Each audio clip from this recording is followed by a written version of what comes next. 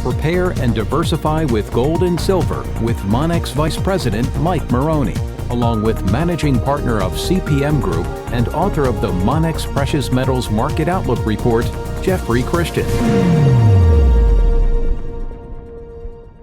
My name is Mike Maroney, and today we're doing our final video of 2018 in our video series, Prepare and Diversify with Gold and Silver. I'm here with Jeffrey Christian, the Managing Director of the CPM Group, one of the top technical and fundamental analysts in the precious metals business as far as the entire world is concerned. And Jeff, I want to thank you for working with us all this year.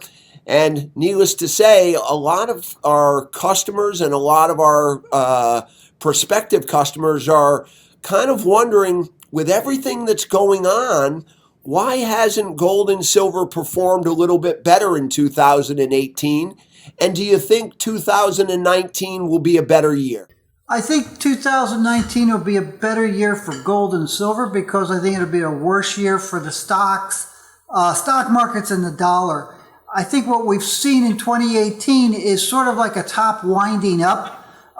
There's been a gathering of problems, political problems, not only in the United States, but in England and Europe and in other countries. You've seen a gathering of political problems, economic problems, financial problems. But the stock market, for all of its weakness over the last 2 or 3 months, still is sort of in a range that it's held throughout the year. And as long as that's been happening and the U.S. economy has been stronger than people thought it would be over the course of this year, you've seen investors stay away from gold and silver. That said, I do think there is a lot of interest in gold and silver, but it's inertial interest right now. People are waiting for a sign that, A, the stock market's going to fall sharply, and then I think you'll see a surge into stocks or into gold and silver, rather. Okay, well, next week we have the Federal Reserve, and a lot of people have been speculating that maybe they don't raise rates. What's your thoughts on that? Our expectation is that the Fed will raise rates next week, and that the verbiage in their release will kind of signal that they want to hold steady, that they'll continue to watch for weakness in the economy, but they're going to probably hold steady with their interest rate objectives, which means 2, 3, maybe even 4 interest rate hikes over the course of 2019. You know, there's been this view that they're backing off and that they're more inclined to pause in raising interest rates. And I do think that they are more inclined to pause in raising interest rates in 2019. But I think that they're going to want to reinforce the view that it's steady as she goes as long as there is. And, you know, the PPAI came out today, the day that we're recording this, and it's showing a lot of strength in non-energy final goods, which I think suggests that there are inflationary pressures that the Fed is going to be continuing to watch. So they raise rates in December, potentially stay on the path for 2 or 3 additional hikes and potentially even 4.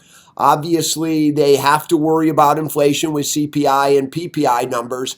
All of that sounds like we could see a much better environment for the precious metals in 2019.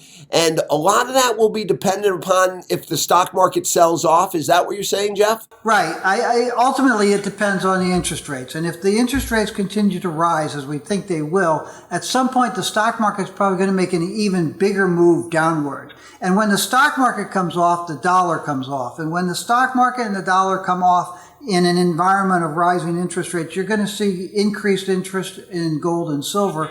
And I think the prices go up at that point. And with everything that's going on geopolitically, politically, there is a lot of uncertainty. So those basic fundamentals add in all of the other variables, and 2019 could be a very interesting year as far as the metals, correct? We're calling it the year of big developments. I think that this was the year of small consequences, and next year is going to be the year of big developments. And all of the political issues that you've seen in the United States and the UK that have been gathering steam this year, I think they move toward a resolution next year, and they have a much more negative implication for both the U.S. and the U.K. and global economies, which will be good for gold because people are going to be looking for greater protection.